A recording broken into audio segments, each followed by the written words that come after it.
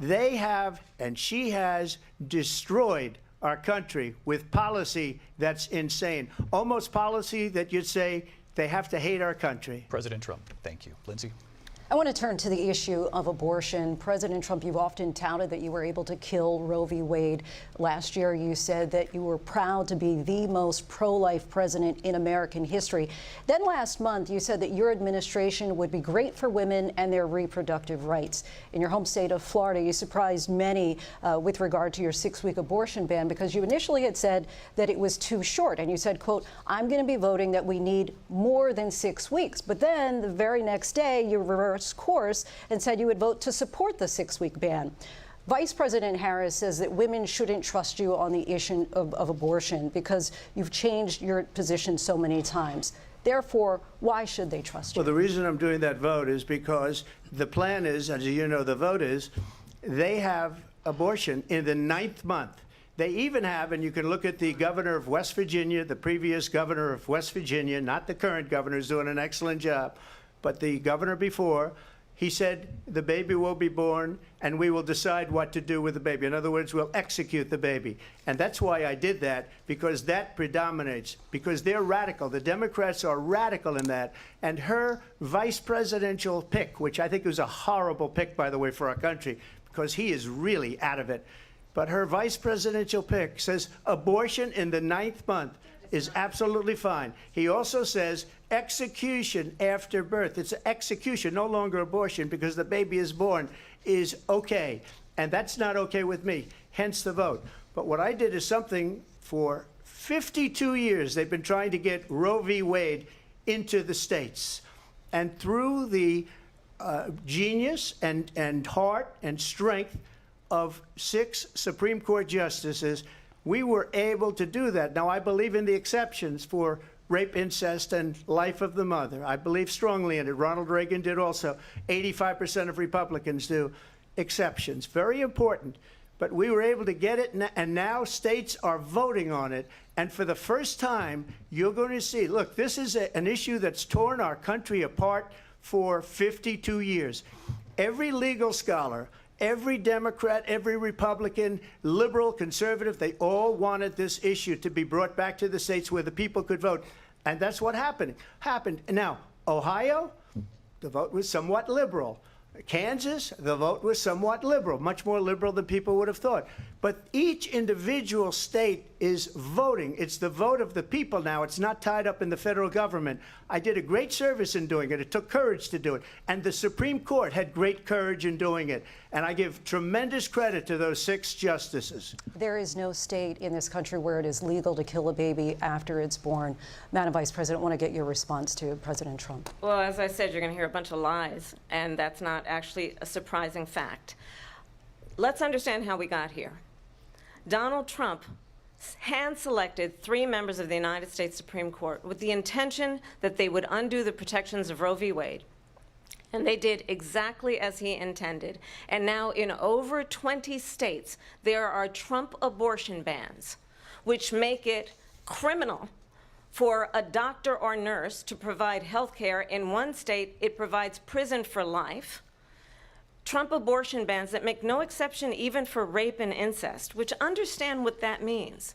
A survivor of a crime of violation to their body does not have the right to make a decision about what happens to their body next. That is immoral. And one does not have to abandon their faith or deeply held beliefs to agree. The government, and Donald Trump certainly, should not be telling a woman what to do with her body. I have talked with women around our country. You want to talk about this is what people wanted?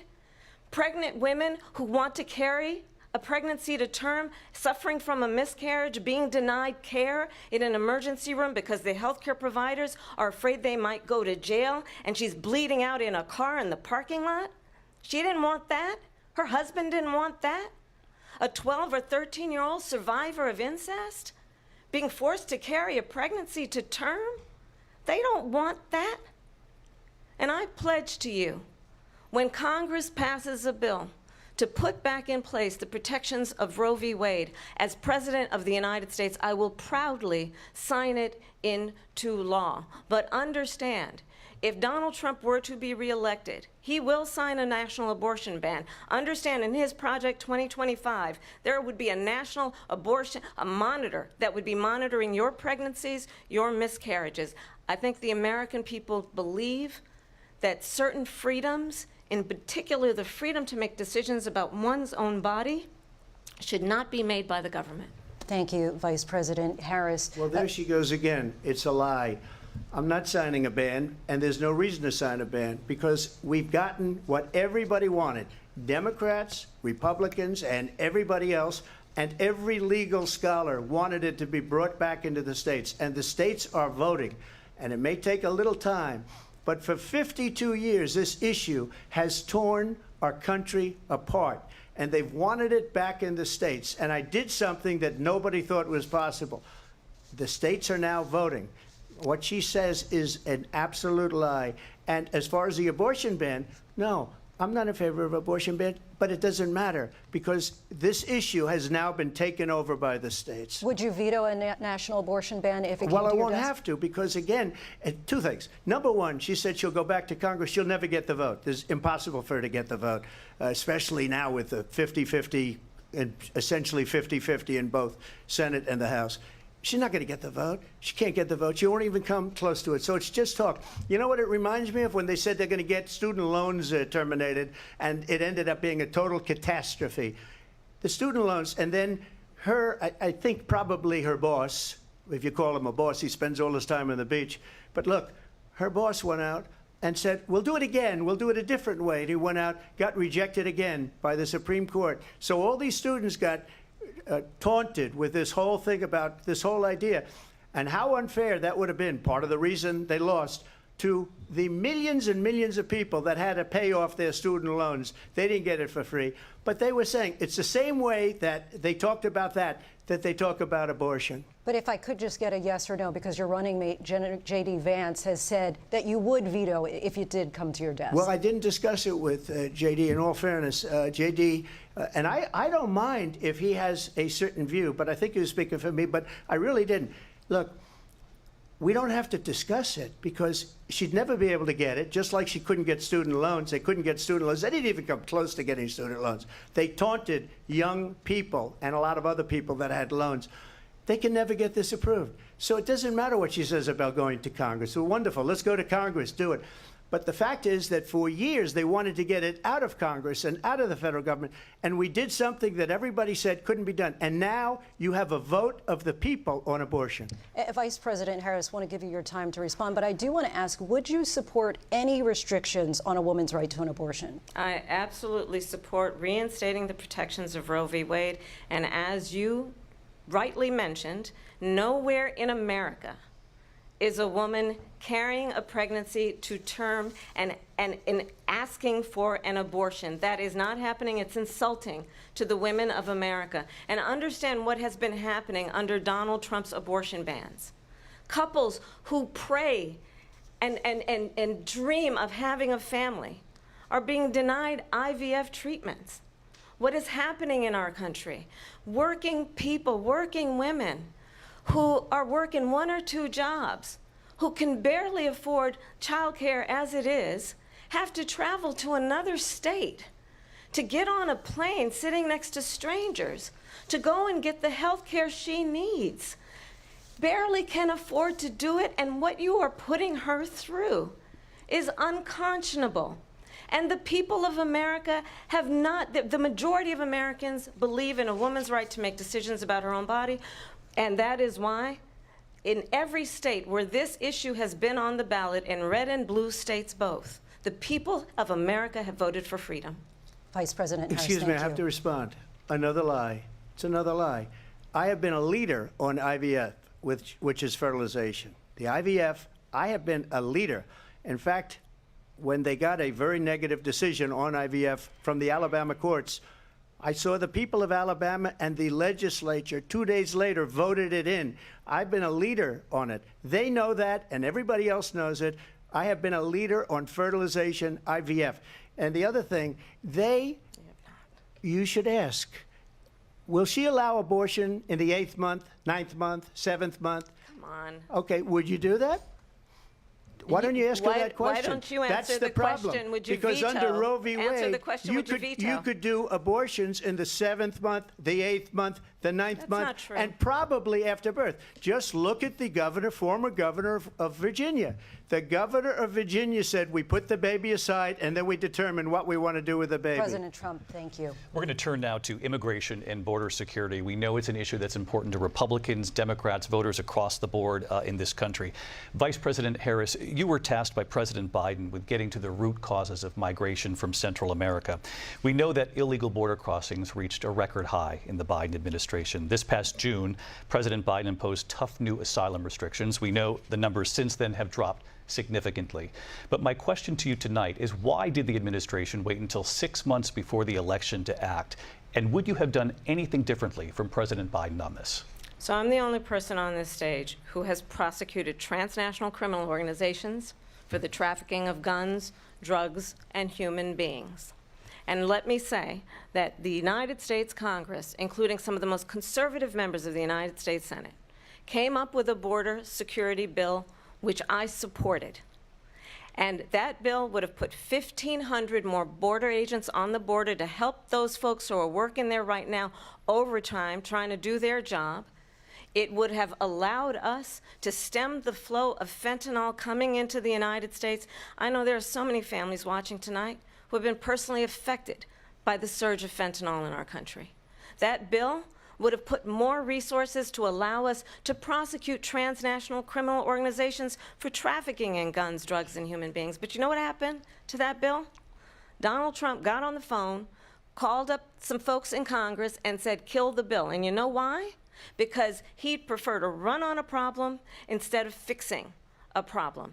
And understand, this comes at a time where the people of our country actually need a leader who engages in solutions, who actually addresses the problems at hand. But what we have in the former president is someone who would prefer to run on a problem instead of fixing a problem. And I'll tell you something, he's going to talk about immigration a lot tonight, even when it's not the subject that is being raised. And I'm going to actually do something really unusual, and I'm going to invite you to attend one of Donald Trump's rallies, because it's a really interesting thing to watch. You will see during the course of his rallies, he talks about fictional characters like Hannibal Lecter. He will talk about windmills cause cancer. And what you will also notice is that people start leaving his rallies early out of exhaustion and boredom. And I will tell you, the one thing you will not hear him talk about is you. You will not hear him talk about your needs, your dreams, and your desires. And I'll tell you, I believe you deserve a president who actually puts you first, and I pledge to you that I will. Vice President Harris, thank you. President Trump, on that point, I want to get your response. Well, I would like to respond. Let me just ask, though, why did you try to kill that bill, and successfully so, that would have put thousands of additional agents and officers on the border? First, let me respond as to the Please. rallies. She said people start leaving. People don't go to her rallies. There's no reason to go. And the people that do go, she's bussing them in and paying them to be there, and then showing them in a different light. So she can't talk about that. People don't leave my rallies. We have the biggest rallies, the most incredible rallies in the history of politics. That's because people want to take their country back. Our country is being lost. We're a failing nation. And it happened 3.5 years ago. And what's going on here, you're going to end up in World War III, just to go into another subject. What they have done to our country by allowing these millions and millions of people to come into our country, and look at what's happening to the towns all over the United States. And a lot of towns don't want to talk. It's not going to be Aurora or Springfield. A lot of towns don't want to talk about it because they're so embarrassed by it. In Springfield, they're eating the dogs, the people that came in. They're eating the cats. They're eating the pets of the people that live there. And this is what's happening in our country, and it's a shame. As far as rallies are concerned, as far as the reason they go is they like what I say. They want to bring our country back. They want to make America great again. It's a very simple phrase, make America great again. She's destroying this country, and if she becomes president, this country doesn't have a chance of success. Not only success, we'll end up being Venezuela on steroids. I just want to clarify here. You bring up Springfield, Ohio, and ABC News did reach out to the city manager there. He told us there have been no credible reports of specific claims of pets being harmed, injured, or abused by individuals within the immigrant community. Well, I've seen people on television. Let me just say here, this is the people on television say my dog was taken and used for food. So maybe he said that, and maybe that's a good thing to say for a city manager. I'm not taking this from but television. But the people I'm on taking it from television the city saying manager. their dog was eaten by the people that went there. Again, the Springfield city manager says there's no evidence of that. Vice We'll President find Harris, out. I'll let you respond to the rest of what you've heard. You talk about extreme. You know, this is, I think, one of the reasons why in this election I actually have the endorsement of 200 Republicans who have formally worked with President Bush, Mitt Romney, and John McCain, including the endorsement of former Vice President Dick Cheney and Congress member Liz Cheney. And if you want to really know the inside track on who the former president is, if he didn't make it clear already, just ask people who have worked with him. His former chief of staff, a 4-star general, has said he has contempt for the Constitution of the United States. His former national security advisor has said he is dangerous and unfit. His former Secretary of Defense has said the nation, the republic, would never survive another Trump term.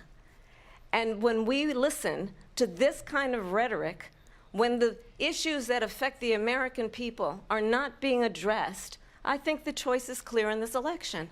President Trump, I'll give you a quick minute to respond here.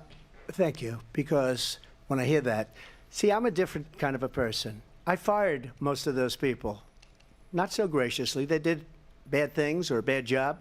I fired them. They never fired one person.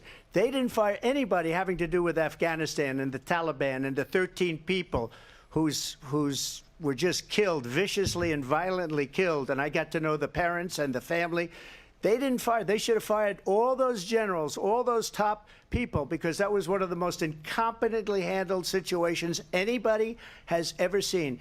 So when somebody does a bad job, I fire him. And you take a guy like Esper. He was no good. I fired him. So he writes a book. Another one writes a book. Because with me, they can write books. With nobody else can they. But they have done such a poor job, and they never fire anybody. Look at the economy. Look at the inflation. They didn't fire any of their economists. They have the same people. That's a good way not to have books written about you. But just to finish, I got more votes than any Republican in history by far. In fact, I got more votes than any president, sitting president, in history by far. Let me continue on immigration. It was what you wanted to talk about earlier, so let's get back to your deportation proposal that the vice president has reacted to as well. President Trump, you call this the largest domestic deportation operation in the history of our country. You say you would use the National Guard. You say if things get out of control, you'd have no problem using the U.S. military. Police, yes. You also said you would use local police. How would you deport 11 million undocumented immigrants? I know you believe that number is much higher. Take us through this. What does this look like? Will authorities be going door to door in this country? Yeah, it is much higher because of them. They allowed criminals, many millions of criminals. They allowed terrorists. They allowed common street criminals. They allowed people to come in, drug dealers, to come into our country. And they're now in the United States and told by their countries like Venezuela, don't ever come back or we're going to kill you. Do you know that crime in Venezuela and crime in countries all over the world is way down? You know why? Because they've taken their criminals off the street and they've given them to her to put into our country. And this will be one of the greatest mistakes in history for them to allow. And I think they probably did it because they think they're going to get votes, but it's not worth it because they're destroying the fabric of our country by what they've done. There's never been anything done like this at all. They've destroyed the fabric of our country. Millions of people let in, and all over the world, crime is down all over the world except here. Crime here is up and through the roof. Despite their fraudulent statements that they made, crime in this country is through the roof. And we have a new form of crime. It's called migrant crime. And it's happening at levels that nobody thought possible. President Trump, as you know, the FBI says overall violent crime is actually coming down in this country. But Vice Excuse President me, Harris, the FBI they were defrauding statements. They didn't include the worst cities. They didn't include the cities with the worst crime. It was a fraud. Just like their number of 818,000 jobs that they said they created turned out to be a fraud. President Trump, thank you. I'll let you respond, Vice President Harris. Well, I think this is so rich, coming from someone who has been prosecuted for national security crimes, economic crimes, election interference, has been found liable for sexual assault, and his next big court appearance is in November at his own criminal sentencing. And let's be clear where each person stands on the issue of what is important about respect for the rule of law and respect for law enforcement. The former vice president called for defunding federal law enforcement, 45,000 agents, get this, on the day after he was arraigned on 34 felony counts. So let's talk about what is important in this race. It is important that we move forward, that we turn the page on this same old tired rhetoric and address the needs of the American people, address what we need to do about the housing shortage, which I have a plan for, address what we must do to support our small businesses, address bringing down the price of groceries. But frankly, the American people are exhausted with this same old tired playbook. Vice President Harris, thank you. Excuse me. Every one of those cases was started by them against their political opponent. And I'm winning most of them, and I will win the rest on appeal. And you saw that with the decision that came down just recently from the Supreme Court. I'm winning most of them. But those are cases, it's called weaponization. Never happened in this country. They weaponized the Justice Department. Every one of those cases was involved with the DOJ, from Atlanta and Fani Willis to the Attorney General of New York and the DA in New York. Every one of those cases. And then they say, oh, he's a criminal. They're the ones that made them go after me. By the way, Joe Biden was found essentially guilty on the documents case. And what happened in my documents case? They said, oh, that's the toughest of them all. A complete and total victory. 2 months ago, it was thrown out. It's weaponization, and they used it, and it's never happened in this country. They used it to try and win an election. They're fake cases. President Trump, thank you. A really quick response here, Vice President Harris, on this notion of weaponization of the Justice Department. Well, let's talk about extreme and understand the context in which this election in 2024 is taking place. The United States Supreme Court recently ruled that the former president would essentially be immune from any misconduct if he were to enter the White House again. Understand, this is someone who has openly said he would terminate, I'm quoting, terminate the Constitution of the United States, that he would weaponize the Department of Justice against his political enemies. Someone who has openly expressed disdain for members of our military. Understand what it would mean if Donald Trump were back in the White House with no guardrails, because certainly we know now the court won't stop him. We know J.D. Vance is not going to stop him. It's up to the American people Vice President to stop Harris, him. Thank you. Lindsay? Vice President Harris, in your last run for president. This is the one that weaponized, not me. She weaponized. I probably took a bullet to the head because of the things that they say about me. They talk about democracy. I'm a threat to democracy. They're the threat to democracy with a fake Russia investigation that went nowhere. We have a lot to get to. Lindsay? Vice President Harris, in your last run for president, you said you wanted to ban fracking. Now you don't. You wanted mandatory government buyback programs for assault weapons. Now your campaign says you don't. You supported decriminalizing border crossings. Now you're taking a harder line. I know you say that your values have not changed. So then why have so many of your policy positions changed? So my values have not changed, and I'm going to discuss every one of at least every point that you've made. But in particular, let's talk about fracking, because we're here in Pennsylvania. I made that very clear in 2020. I will not ban fracking. I have not banned fracking as Vice President of the United States. And in fact, I was the tie-breaking vote on the Inflation Reduction Act, which opened new leases for fracking. My position is that we have got to invest in diverse sources of energy so we reduce our reliance on foreign oil. We have had the largest increase in domestic oil production in history because of an approach that recognizes that we cannot over-rely on foreign oil. As it relates to my values, let me tell you, I grew up a middle-class kid raised by a hardworking mother who worked and saved and was able to buy our first home when I was a teenager. The values I bring to the importance of home ownership, knowing not everybody got handed $400 million on a silver platter and then filed bankruptcy 6 times, is a value that I bring to my work to say we are going to work with the private sector and home builders to increase 3 million homes, increase by 3 million homes by the end of my first term. My work that is related to having a friend when I was in high school who was sexually assaulted by her stepfather. And my focus then on protecting women and children from violent crime is based on a value that is deeply grounded in the importance of standing up for those who are most vulnerable. My work that is about protecting Social Security and Medicare is based on long-standing work that I have done, protecting seniors from scams.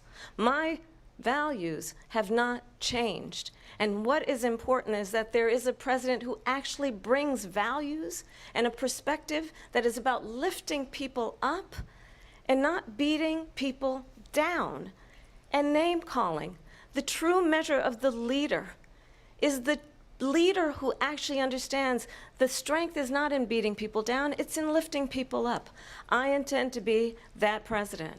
President Trump, your Well, response? first of all, I wasn't given $400 million. I wish I was. My father was a Brooklyn builder, Brooklyn, Queens, and a great father, and I learned a lot from him. But I was given a fraction of that, a tiny fraction, and I built it into many, many billions of dollars, many, many billions. And when people see it, they are even surprised. So we don't have to talk about that. Fracking, she's been against it for 12 years. Defund the police, she's been against that forever. She gave all that stuff up very wrongly, very horribly, and everybody's laughing at it, okay? They're all laughing at it. She gave up at least 12 and probably 14 or 15 different policies. Like, she was big on defund the police. In Minnesota, she went out, wait a minute, I'm talking now, if you don't mind, please. Does that sound familiar? Don't lie. She went out in Minnesota and wanted to let criminals that killed people, that burned down Minneapolis, she went out and raised money to get them out of jail. She did things that nobody would ever think of. Now she wants to do transgender operations on illegal aliens that are in prison. This is a radical left liberal that would do this. She wants to confiscate your guns, and she will never allow fracking in Pennsylvania. If she won the election, fracking in Pennsylvania will end on day one. Just to finish one thing, so important in my opinion. So I got the oil business going like nobody has ever done before. When they took over, they got rid of it, started getting rid of it, and the prices were going up the roof. They immediately let these guys go to where they were. I would have been 5 times, 4 times, 5 times higher, because you're talking about 3.5 years ago. They got it up to where I was because they had no choice, because the prices of energy were quadrupling and doubling. You saw what happened to gasoline. So they said, let's go back to Trump. But if she won the election, the day after that election, they'll go back to destroying our country, and oil will be dead, fossil fuel will be dead. We'll go back to windmills, and we'll go back to solar, where they need a whole desert to get some energy to come out. You ever see a solar plant? By the way, I'm a big fan of solar, but they take 400, 500 acres of desert President soil. Trump, we have a These lot are of not good issues things that for we the have to get environment, to. as We're she out of time. understands. Thank you. Lindsay, thank you. We have an election in just 56 days. And I want to talk about the peaceful transfer of power, which, of course, we all know is a cornerstone of our democracy, and the role of a president in a moment of crisis. Mr. President, on January 6th, you told your supporters to march to the Capitol. You said you would be right there with them. The country and the world saw what played out at the Capitol that day, the officers coming under attack. Aides in the West Wing say you watched it unfold on television off the Oval Office. You did send out tweets, but it was more than 2 hours before you sent out that video message telling your supporters to go home. Is there anything you regret about what you did on that day? You just said a thing that isn't covered. Peacefully and patriotically, I said during my speech, not later on. peacefully and patriotically. And nobody on the other side was killed. Ashley Babbitt was shot by an out-of-control police officer that should have never, ever shot her. It's a disgrace. But we didn't do this group of people that have been treated so badly.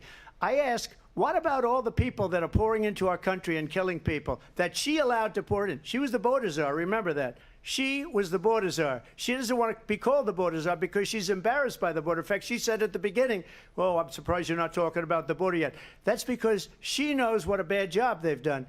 What about those people? When are they going to be prosecuted? When are these people from countries all over the world, not just South America, they're coming in from all over the world, David, all over the world, and crime rates are down all over the world because of it. But let me just ask you, David, when are those people going to be prosecuted? When are the people that burned down Minneapolis going to be prosecuted? Or in Seattle, they went into Seattle, they took over a big percentage of the city of Seattle. When are those people going to be prosecuted?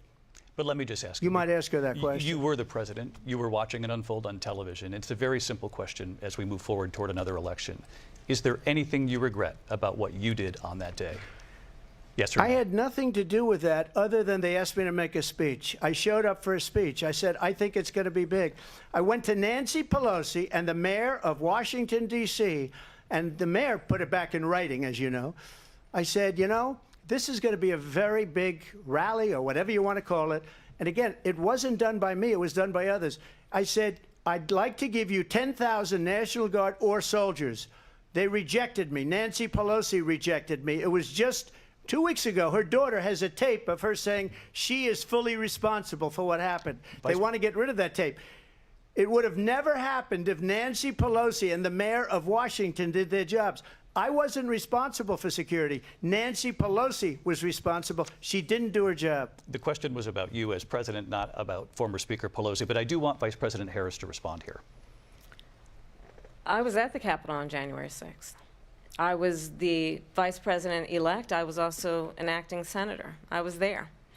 And on that day, the President of the United States incited a violent mob to attack our nation's capital, to desecrate our nation's capital. On that day, 140 law enforcement officers were injured, and some died. And understand, the former president has been indicted and impeached for exactly that reason. But this is not an isolated situation. Let's remember Charlottesville, where there was a mob of people carrying tiki torches, spewing anti-Semitic hate. And what did the president then at the time say? There were fine people on each side. Let's remember that when it came to the Proud Boys, a militia, the president said, the former president said, stand back and stand by. So for everyone watching who remembers what January 6th was, I say we don't have to go back. Let's not go back. We're not going back. It's time to turn the page. And if that was a bridge too far for you, well, there is a place in our campaign for you to stand for country, to stand for our democracy, to stand for rule of law, and to end the chaos, and to end the approach that is about attacking the foundations of our democracy because you don't like the outcome. And be clear on that point. Donald Trump, the candidate, has said in this election there will be a bloodbath if this and the outcome of this election is not to his liking. Let's turn the page on this. Let's not go back. Let's chart a course for the future and not go backwards to the past. Let me just follow up here. It was a different term, and it was a term that related to energy because they have destroyed our energy business. That was where bloodbath was. Also, on Charlottesville, that story has been, as you would say, debunked. Laura Ingraham, Sean Hannity, Jesse, all of these people, they covered it. If they go an extra sentence, they will see it was perfect. It was debunked in almost every newspaper, but they still bring it up, just like they bring 2025 up. They bring all of this stuff up. I ask you this. You talk about the Capitol. Why are we allowing these millions of people to come through on the southern border. How come she's not doing anything? And I'll tell you what I would do, and I would be very proud to do it. I would say we would both leave this debate right now. I'd like to see her go down to Washington, D.C. during this debate, because we're wasting a lot of time. Go down to, because she's been so bad, it's so ridiculous. Go down to Washington, D.C. and let her sign a bill to close up the border, because they have the right to do it. They don't need bills. They have the right to do it. The President of the United States, you'll get him out of bed, you'll wake him up at 4 o'clock in the afternoon, you'll say, come on down to the office, let's sign a bill. If he signs a bill that the border is closed, all he has to do is say it to the Border Patrol, who are phenomenal.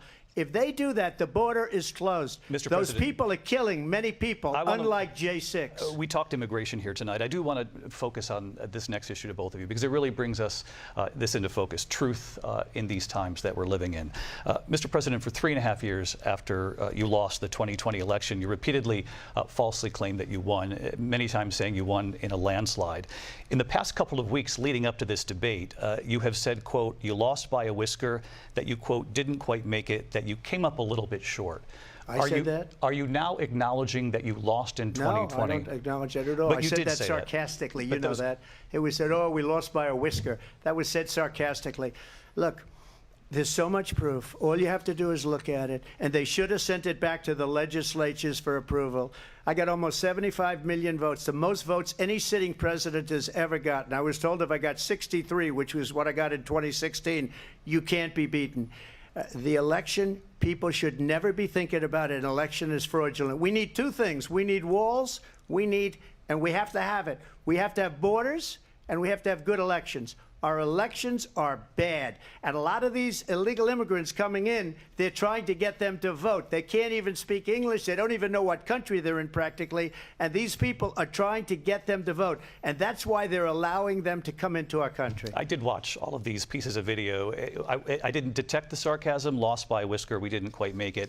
And we should just point out here as clarification, and you know this, you and your allies, 60 cases in front of many judges, many of them no Republican. Judge looked at it. And said they there was said no we didn't have widespread fraud. standing. That's the other thing. They said we didn't have standing, a technicality. Can you imagine a system where a person in an election doesn't have standing? The President of the United States doesn't have standing. That's how we lost. If you look at the facts, and I'd love to have you'll do a special on it. I'll show you Georgia, and I'll show you Wisconsin, and I'll show you Pennsylvania, and I'll show you.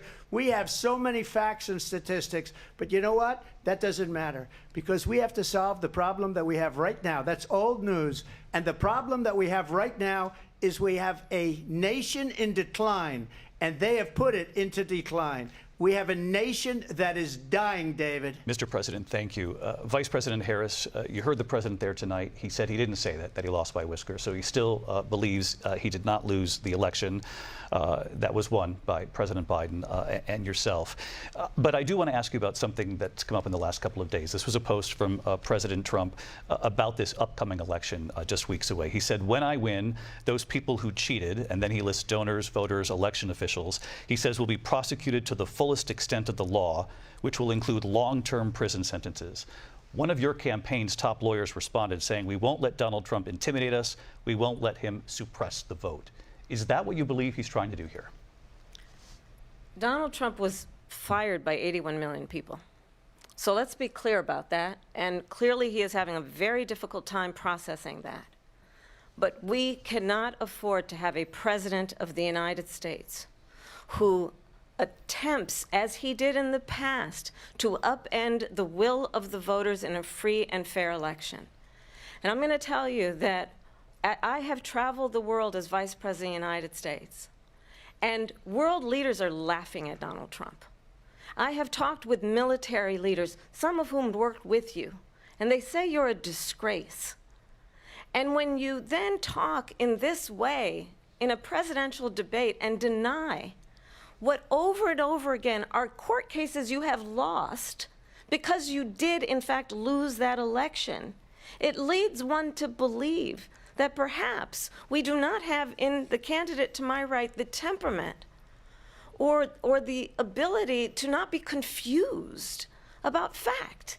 That's deeply troubling, and the American people deserve better.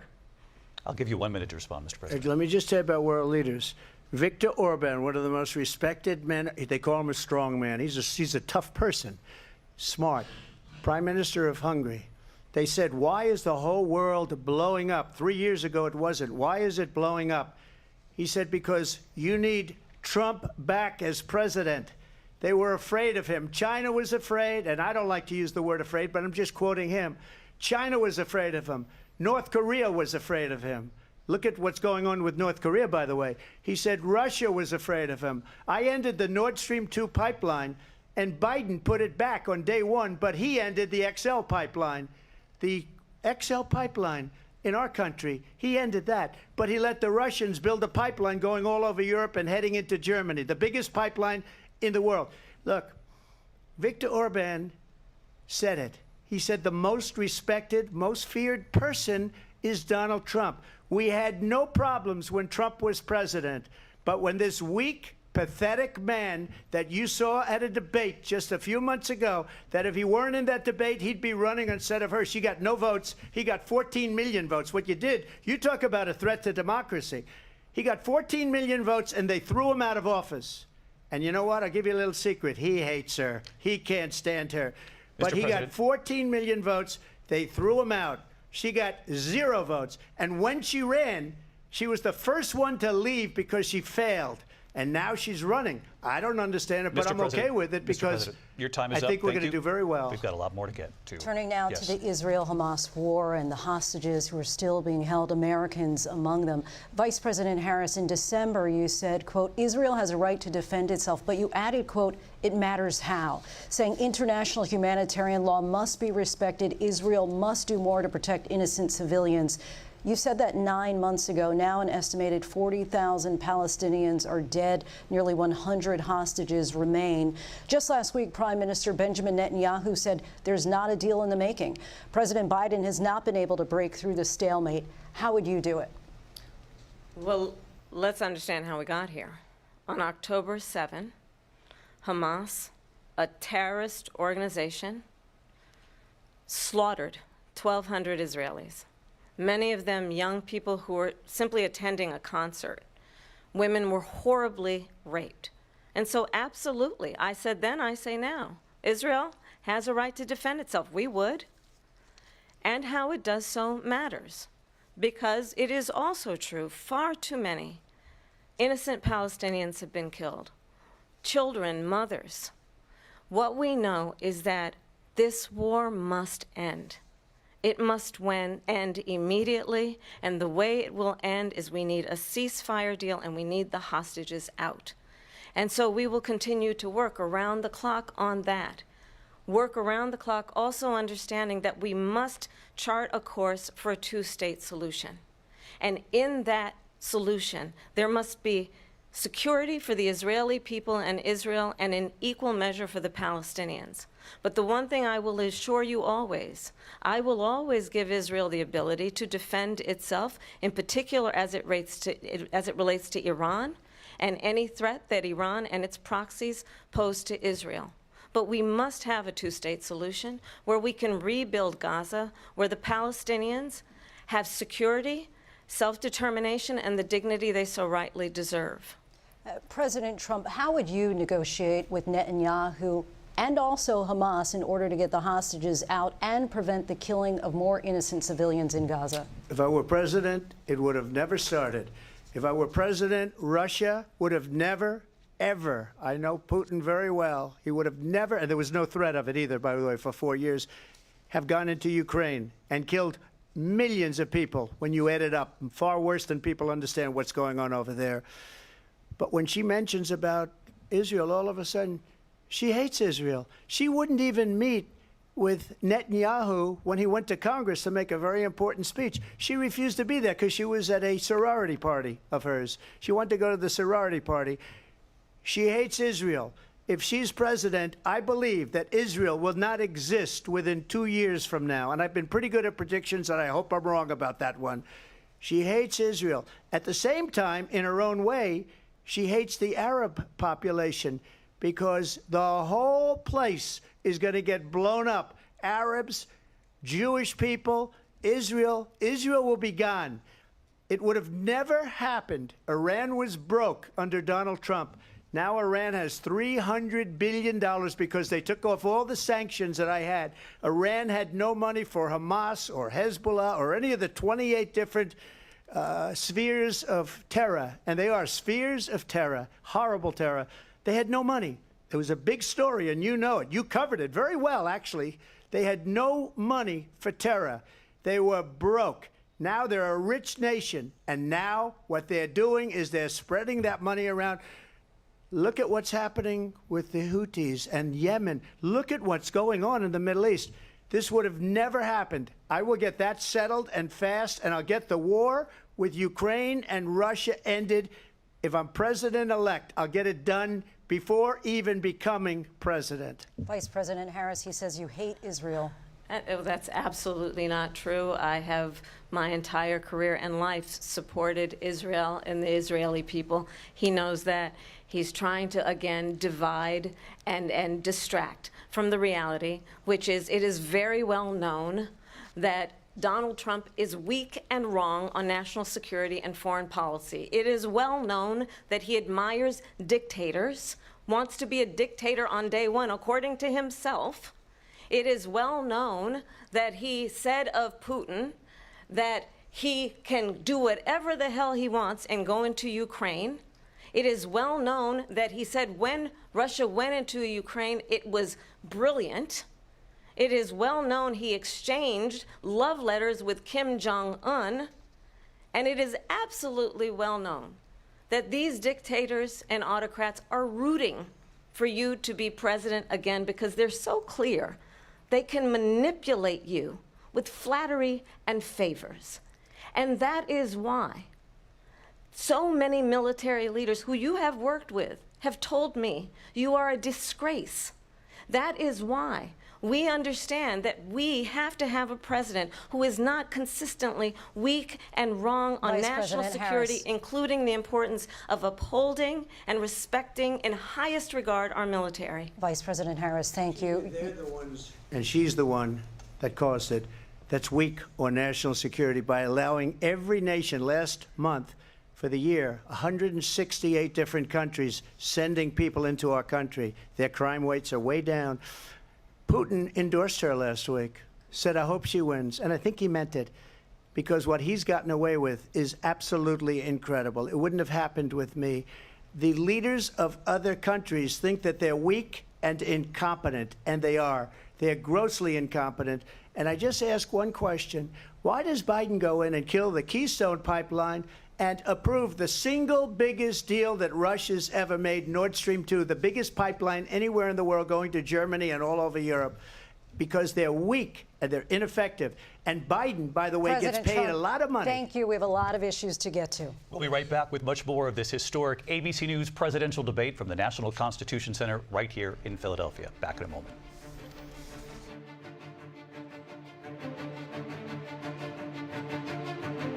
The ABC News presidential debate will continue after this.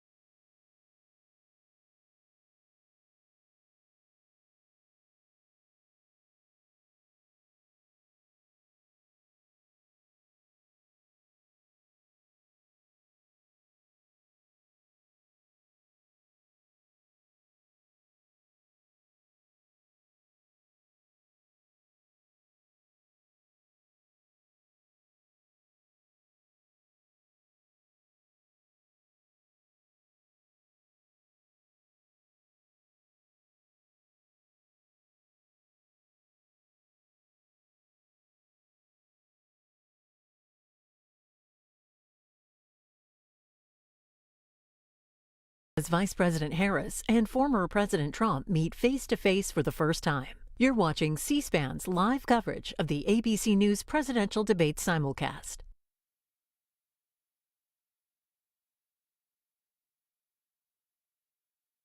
Constitution Center in Philadelphia, Pennsylvania. Here again, David Muir and Lindsay Davis. Welcome back to this historic ABC News presidential debate tonight. We're going to continue here, and I want to turn to the war in Ukraine. We're now 2.5 years into this conflict. Mr. President, it has been the position of the Biden administration that we must defend Ukraine from Russia, from Vladimir Putin, to defend their sovereignty, their democracy, that it's in America's best interest to do so, arguing that if Putin wins, he may be emboldened to move even further into other countries. You have said you would solve this war in 24 hours. You said so just before the break tonight. How exactly would you do that? And I want to ask you a very simple question tonight. Do you want Ukraine to win this war? I want the war to stop. I want to save lives that are being uselessly, people being killed by the millions. It's the millions. It's so much worse than the numbers that you're getting, which are fake numbers. Look, we're in for 250 billion or more because they don't ask Europe, which is a much bigger beneficiary to getting this thing done than we are.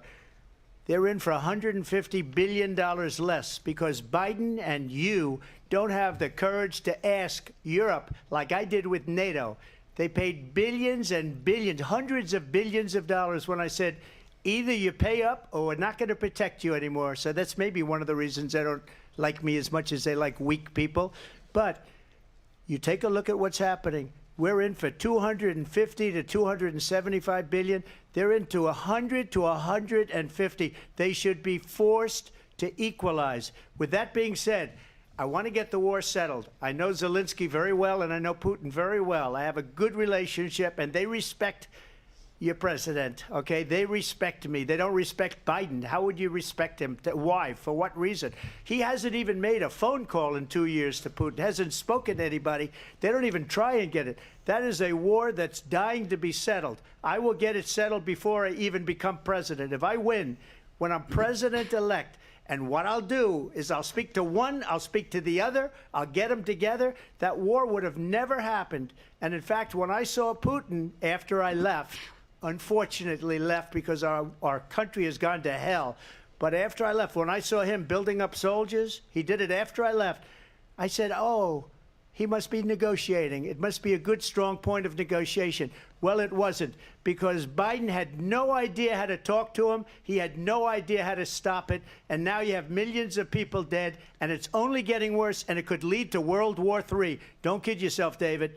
We're playing with World War III, and we have a president that we don't even know if he's... Where is our president? We don't even know if he's a president. And just to clarify they here... They threw him out of a campaign like a dog. We don't even know. Is he our president? But we have a president, Mr. President, that doesn't know he's alive. Your time is up. Just to clarify in the question, do you believe it's in the U.S. best interest for Ukraine to win this war, yes or no? I think it's the U.S. best interest to get this war finished and just get it done. All right. Negotiate a deal, because we have to stop all of these human lives from being destroyed. I want to take this to Vice President Harris. I want to get your thoughts on support for Ukraine in this moment, but also, as Commander-in-Chief, if elected, how would you deal with Vladimir Putin, and would it be any different from what we're seeing from President Biden? Well, first of all, it's important to remind the former president you're not running against Joe Biden, you're running against me. I believe the reason that Donald Trump says that this war would be over within 24 hours is because he would just give it up. And that's not who we are as Americans. Let's understand what happened here. I actually met with Zelensky a few days before Russia invaded, tried through force to change territorial boundaries, to defy one of the most important international rules and norms, which is the importance of sovereignty and territorial integrity. And I met with President Zelensky. I shared with him American intelligence about how he could defend himself. Days later, I went to NATO's eastern flank, to Poland and Romania. And through the work that I and others did, we brought 50 countries together to support Ukraine in its righteous defense. And because of our support, because of the air defense, the ammunition, the artillery, the javelins, the Abrams tanks that we have provided, Ukraine stands as an independent and free country. If Donald Trump were president, Putin would be sitting in Kyiv right now. And understand what that would mean, because Putin's agenda is not just about Ukraine. Understand why the European allies and our NATO allies are so thankful that you are no longer president, and that we understand the importance of the greatest military alliance the world has ever known, which is NATO, and what we have done to preserve the ability of Zelensky and the Ukrainians to fight for their independence. Otherwise, Putin would be sitting in Kyiv with his eyes on the rest of Europe, starting with Poland. And why don't you tell the 800,000 Polish Americans right here in Pennsylvania how quickly you would give up for the sake of favor and what you think is a friendship with what is known to be a dictator who would eat you for lunch. Vice President Harris, thank you. We've heard from both of you on Ukraine tonight. Afghanistan came up in the last hour. I wanted her to respond to something you said earlier, and I'll give you a minute here. Putin would be sitting in Moscow, and he wouldn't have lost 300,000 men and women, but he would have been sitting in Moscow. Quiet, please. He would have been sitting in Moscow, much happier than he is right now. But eventually, you know, he's got a thing that other people don't have. He's got nuclear weapons. They don't ever talk about that. He's got nuclear weapons. Nobody ever thinks about that. And eventually, maybe he'll use them, and maybe he hasn't been that threatening, but he does have that. Something we don't even like to talk about. Nobody likes to talk about it. But just so you understand, they sent her to negotiate peace before this war started. 3 days later, he went in and he started the war because everything they said was weak and stupid. They said the wrong things. That war should have never started. She was the emissary. They sent her in to negotiate with Zelensky and Putin, and she did. And the war started 3 days later. And that's the kind of talent we have with her. She's worse than Biden. In my opinion, I think he's the worst president in the history of our country. She goes down as the worst vice president in the history of our country. But let me tell you something. She is a horrible negotiator. They sent her in to negotiate. As soon as they left, Putin did the invasion. President Trump, thank you. You did bring up something. You said she went to negotiate with Vladimir Putin. Vice President Harris, have you ever met Vladimir Putin? Can you clarify tonight? Yet again, I said it at the beginning of this debate, you're going to hear a bunch of lies coming from this fellow. And that is another one. When I went to meet with President Zelensky, I've now met with him over 5 times. The reality is it has been about standing as America always should, as a leader upholding international rules and norms, as a leader who shows strength, understanding that the alliances we have around the world are dependent on our ability to look out for our friends and not favor our enemies because you adore strongmen instead of caring about democracy. And that is very much what is at stake here. The President of the United States is commander-in-chief. And the American people have a right to rely on a president who understands the significance of America's role and responsibility in terms of ensuring that there is stability and ensuring we stand up for our principles and not sell them for the benefit of personal flattery. We've talked about Ukraine and Vladimir Putin. I do want to talk about Afghanistan. It came up in the first hour of this debate. I want to move on to Afghanistan. Stoltenberg said Trump did the most amazing thing I've ever seen. He got these countries, the 28 countries at the time, to pay up. He said, I've never seen. He's the head of NATO. He said, I've never seen. For years, we were paying almost all of NATO. We were being ripped off by European nations, both on trade and on NATO. I got them to pay up by saying one of the statements you made before, if you don't pay, we're not going to protect you. President Otherwise, Trump. we would have never gotten it. He said it was one of the most incredible jobs that he's ever seen done. Thank you. I want to turn to Afghanistan. It came up in the first hour of the debate, and we witnessed a poignant moment today on Capitol Hill, honoring the soldiers who died in the chaotic withdrawal from Afghanistan. I do want to ask the Vice President, do you believe you bear any responsibility in the way that withdrawal played out? Well, I will tell you, I agreed with President Biden's decision to pull out of Afghanistan. 4 presidents said they would, and Joe Biden did. And as a result, America's taxpayers are not paying the $300 million a day we were paying for that endless war. And as of today, there is not one member of the United States military who is in active duty in a combat zone in any war zone around the world, the first time this century. But let's understand how we got to where we are. Donald Trump, when he was president, negotiated one of the weakest deals you can imagine. He calls himself a deal maker. Even his national security advisor said it was a weak, terrible deal. And here's how it went down. He bypassed the Afghan government. He negotiated directly with a terrorist organization called the Taliban. The negotiation involved the Taliban getting 5,000 Taliban terrorists released. And get this, and the president at the time invited the Taliban to Camp David, a place of storied significance for us as Americans, a place where we honor the importance of American diplomacy, where we invite and receive respected world leaders.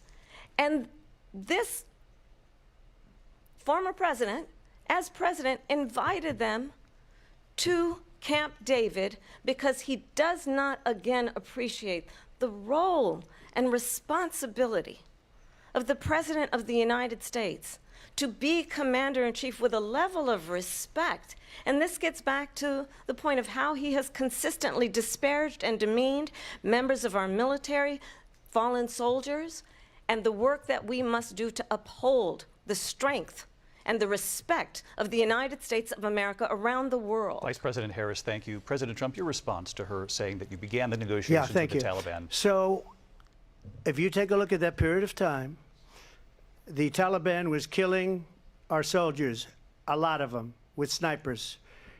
And I got involved with the Taliban because the Taliban was doing the killing. That's the fighting force within Afghanistan. They don't bother doing that because, you know, they deal with the wrong people all the time. But I got involved. And Abdul is the head of the Taliban. He is still the head of the Taliban. And I told Abdul, don't do it anymore. You do it anymore, you're going to have problems. And he said, why do you send me a picture of my house? I said, you're going to have to figure that out, Abdul. And for 18 months, we had nobody killed.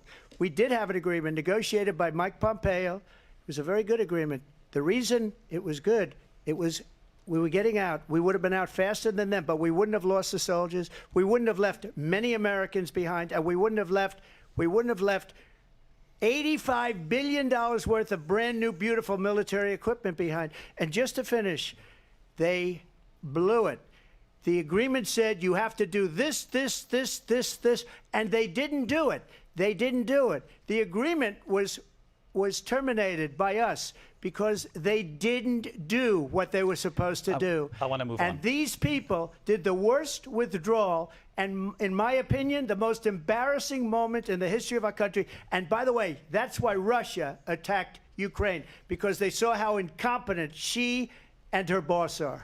President Trump, thank you. I want to move on now to race and politics in this country. Mr. President, you recently said of Vice President Harris, quote, I didn't know she was black until a number of years ago when she happened to turn black, and now she wants to be known as black. I want to ask a bigger picture question here tonight.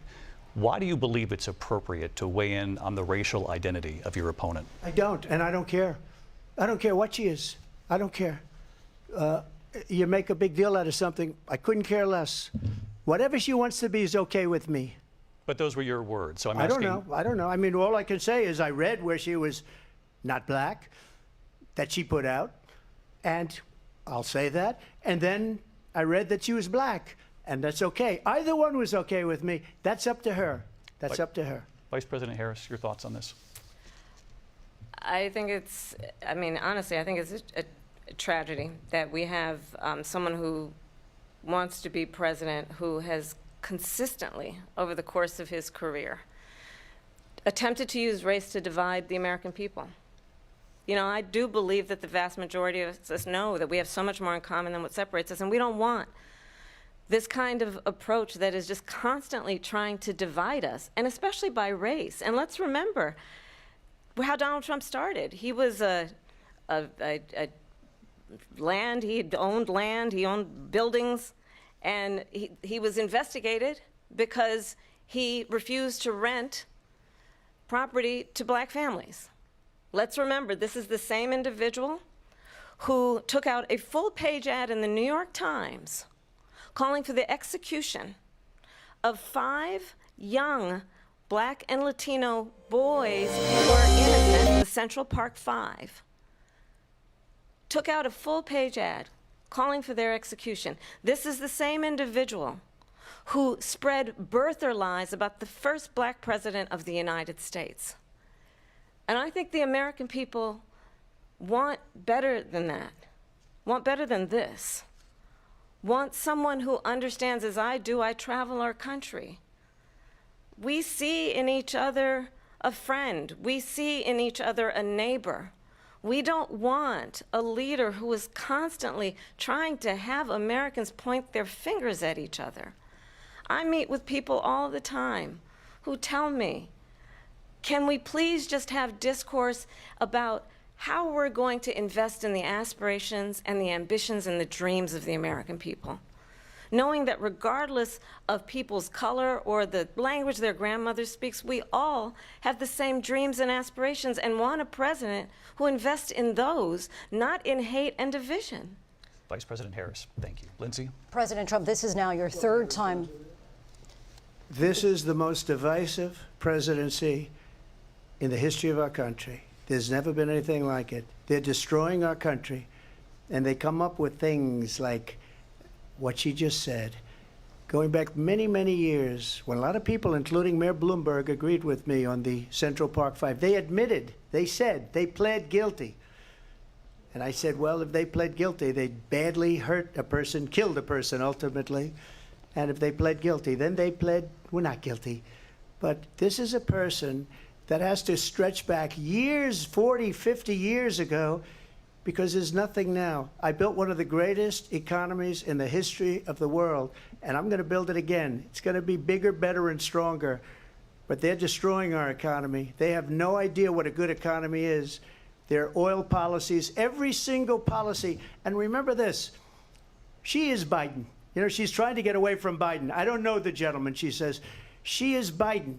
The worst inflation we've ever had, a horrible economy because inflation has made it so bad, and she can't get away with that. Thank you. Your time is up, Lindsay. I want to respond to that, though. I want to just respond briefly. Clearly, I am not Joe Biden, and I am certainly not Donald Trump. And what I do offer is a new generation of leadership for our country, one who believes in what is possible, one who brings a sense of optimism about what we can do instead of always disparaging the American people.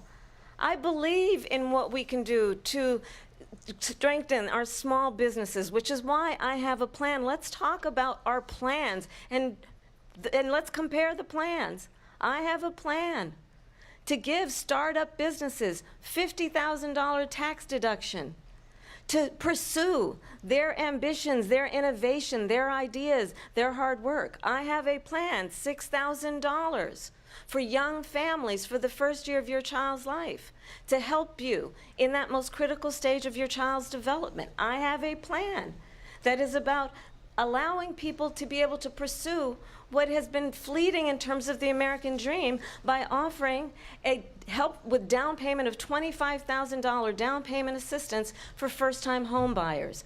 That's the kind of conversation, I believe, David, that people really want tonight, as opposed to a conversation that is constantly about belittling and name-calling.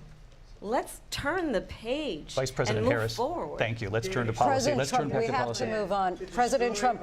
Let's turn to policy, She please. has a plan to defund the police. She has a plan to confiscate everybody's gun. President Trump, she we has do a have to plan move to on to not other allow issues. fracking in Pennsylvania or anywhere else. Okay. Thank you, That's Mr. what her President. plan is until just recently. I just need Lindsay, to go ahead. respond No, because Trump, the President former Trump, president has said no, I'm something sorry. twice that I need to No, respond to. I'm sorry. I We're just going need to move on, respond Vice one President time Harris. to what he President has said Trump, this multiple is times. now your Yes. third time running for president. You have long vowed to repeal and replace the Affordable Care Act, also known as Obamacare. You have failed to accomplish that. You now say you're going to keep Obamacare, quote, unless we can do something much better. Correct. Last month you said, quote, we're working on it. So tonight, 9 years after you first started running, do you have a plan, and can you tell us what it is? Obamacare was lousy health care, always was. It's not very good today. And what I said, that if we come up with something, and we are working on things, We're going to do it, and we're going to replace it. But remember this. I inherited Obamacare because Democrats wouldn't change it. They wouldn't vote for it. They were unanimous. They wouldn't vote to change it. If they would have done that, we would have had a much better plan than Obamacare. But the Democrats came up. They wouldn't vote for it. I had a choice to make when I was president. Do I save it and make it as good as it can be, never going to be great, or do I let it rot? And I felt I had an obligation, even though politically it would have been good to just let it rot and let it go away.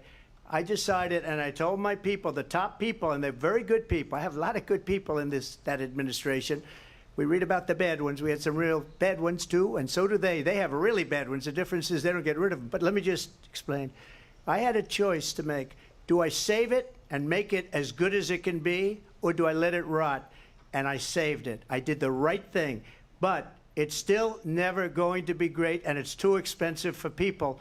And what we will do is we're looking at different plans. If we can come up with a plan that's going to cost our people, our population, less money and be better health care than Obamacare, then I would absolutely do it. But until then, I'd run it as good as it can be run. So just a yes or no, you still do not have a plan? I have concepts of a plan. I'm not president right now.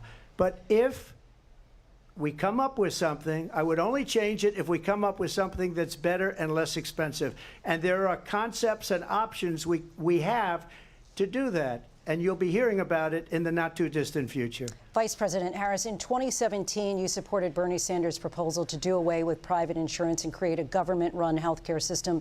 2 years later, you proposed a plan that included a private insurance option. What is your plan today? Well, first of all, I absolutely support, and over the last 4 years as vice president, private health care options. But what we need to do is maintain and grow the Affordable Care Act. But I'll get to that, Lindsay. I just need to respond to a previous point that the former president has made. I've made very clear my position on fracking. And then this business about taking everyone's guns away. Tim Walz and I are both gun owners. We're not taking anybody's guns away. So stop with the continuous lying about this stuff. As it relates to the Affordable Care Act, understand, just look at the history to know where people stand. When Donald Trump was president, 60 times he tried to get rid of the Affordable Care Act. 60 times. I was a senator at the time when I will never forget the early morning hours when it was up for a vote in the United States Senate. And the late, great John McCain, who you have disparaged as being, you don't like him, you said, at the time because he got caught. He was an American hero. The late, great John McCain, I will never forget that night, walked onto the Senate floor and said, no, you don't. No, you don't. No, you don't get rid of the Affordable Care Act. You have no plan. And what the Affordable Care Act has done is eliminate the ability of insurance companies to deny people with pre-existing conditions. I don't have to tell the people watching tonight, you remember what that was like? Remember when an insurance company could deny if a child had asthma, if someone was a breast cancer survivor, if a grandparent had diabetes? And thankfully, as I've been vice president, and we, over the last 4 years, have strengthened the Affordable Care Act, we have allowed, for the first time, Medicare to negotiate drug prices on behalf of you, the American people. Donald Trump said he was going to allow Medicare to negotiate drug prices. He never did. We did. And now we have capped the cost of insulin at $35 a month. Since I've been vice president, we have capped the cost of prescription medication for seniors at $2,000 a year. And when I am president, we will do that for all people, understanding that the value I bring to this is that access to health care should be a right and not just a privilege of those who can afford it. And the plan has to be to strengthen the Affordable Care Act, not get rid of it, Vice President Harris, in terms of where Donald Trump stands on that. I want to move to an issue that's important for a lot of... She made a mistake. Number one, John McCain fought Obamacare for 10 years. But it wasn't only him. It were all of the Democrats that kept it going. And you know what? We can do much better than Obamacare, much less money. But she won't improve private insurance for people, private medical insurance. That's another thing she doesn't want to give. People are paying privately for insurance that have worked hard and made money, and they want to have private. She wants everybody to be on government insurance where you wait 6 months for an operation that you need immediately. President Trump, thank you. We have another issue that we'd like to get to that's important for a number of Americans, in particular younger voters, and that's climate change. President Trump, with regard to the environment, you say that we have to have clean air and clean water. Vice President Harris, you call climate change an existential threat. The question to you both tonight is, what would you do to fight climate change? And Vice President Harris, we'll start with you. 1 minute for you each. Well, the former president had said that climate change is a hoax. And what we know is that it is very real. You ask anyone who lives in a state who has experienced these extreme weather occurrences, who now is either being denied home insurance or it's being jacked up. You ask anybody who has been the victim of what that means in terms of losing their home, having nowhere to go. We know that we can actually deal with this issue. The young people of America care deeply about this issue. And I am proud that as Vice President over the last 4 years, we have invested $1 trillion in a clean energy economy, while we have also increased domestic gas production to historic levels. We have created over 800,000 new manufacturing jobs while I have been Vice President. We have invested in clean energy to the point that we are opening up factories around the world. Donald Trump said he was going to create manufacturing jobs. He lost manufacturing jobs.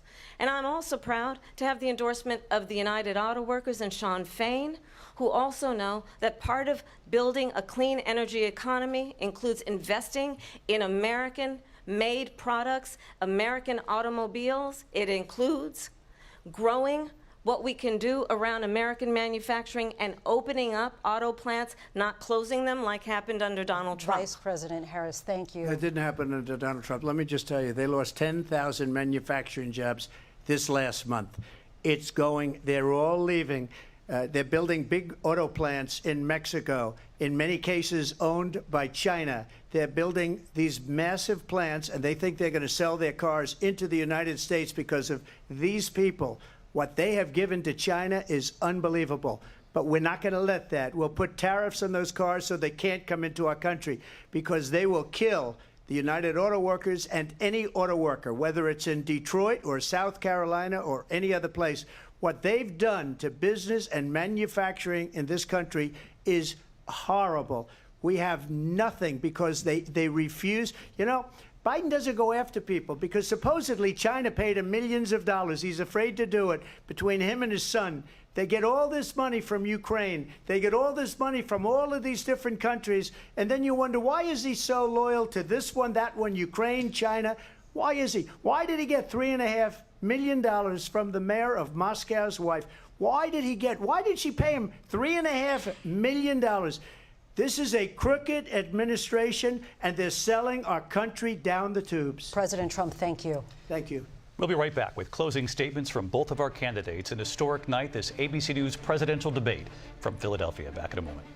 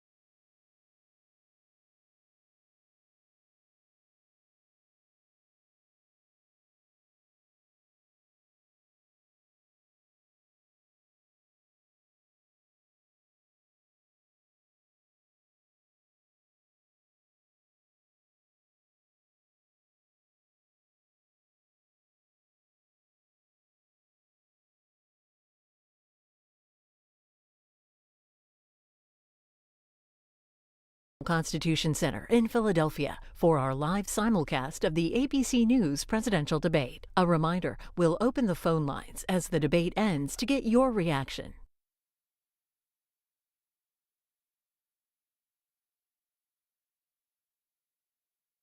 Constitution Center in Philadelphia, Pennsylvania. Here again, David Muir and Lindsay Davis. Welcome back tonight. The time has come for closing statements, and Vice President Harris, we begin with you. So I think you've heard tonight two very different visions for our country. One that is focused on the future, and the other that is focused on the past, and an attempt to take us backward. But we're not going back. And I do believe that the American people know we all have so much more in common than what separates us. And we can chart a new way forward.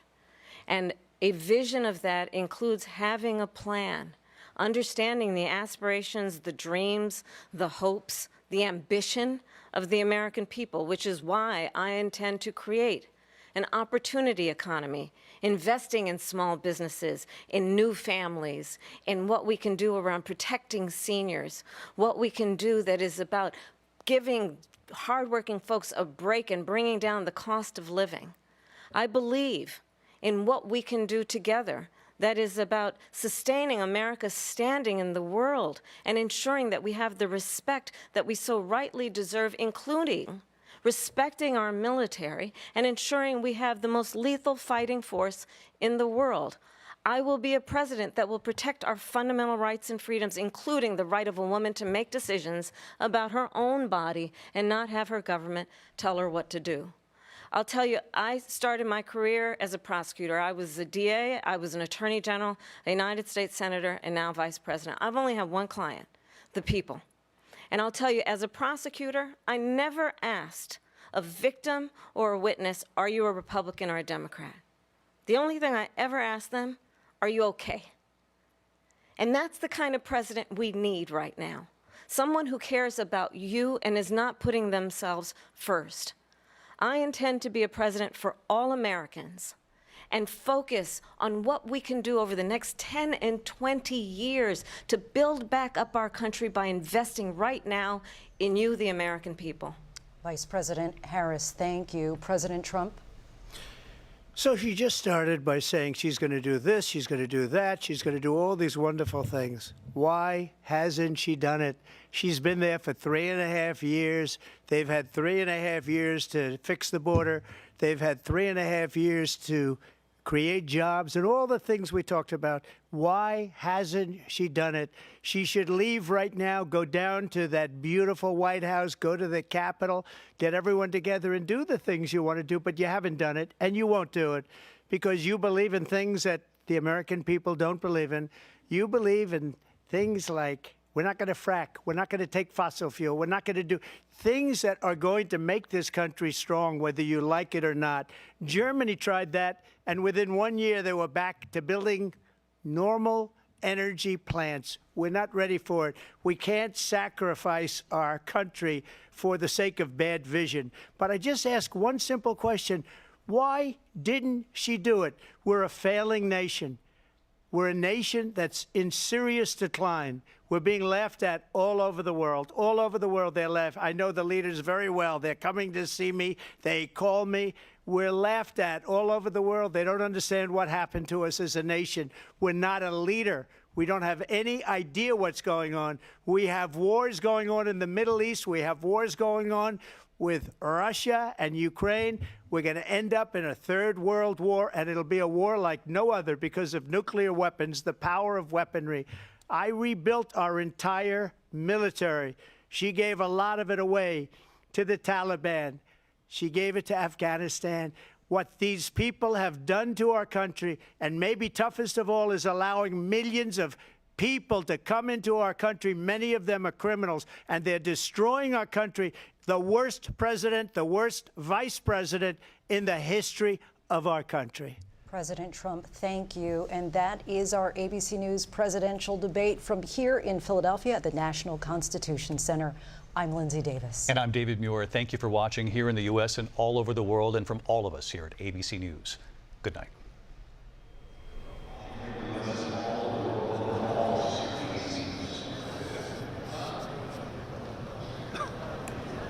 That concludes the ABC presidential debate. C-SPAN's coverage of it continues.